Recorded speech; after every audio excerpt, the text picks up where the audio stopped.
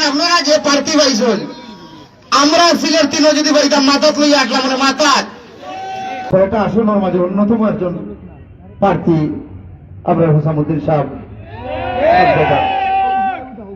আপনি যেভাবে নিয়ে কম্পেয়ার করে এই মানুষটার লাগিয়া এই মানুষটার কোনো তুলনা নাই, এই মানুষটার লাগে একেবারে কম্পেয়ার করার মতো নাই, যার কারণে মনের টানে আজকে কাজ বন্ধ রাখিয়া আমি আমার পুরা টিম লইয়া আপনার দরজা পাইছি।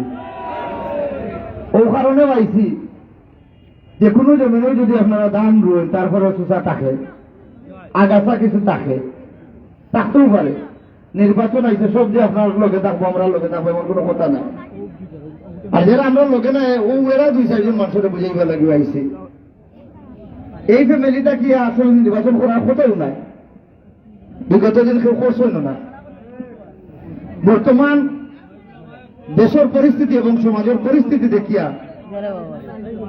সাজ্জাদার মতামত দিছেন আর দিছেন আপনার আমার কথা চিন্তা করিয়া, দেশের ভবিষ্যতের কথা চিন্তা করিয়া, আগামী প্রজন্মের কথা চিন্তা করিয়া, তার নিজের কোনো স্বার্থে নাই। আর হিসাব বার্তা কি শুধু আমরা জীবনে আইয়া নিলাম কিচ্ছু দিতাম পারলাম নি? আপনারা যারা যাইরা এরা কেউ দিতাম পারলাম নি? এটা কি সারা জীবন নিলাম?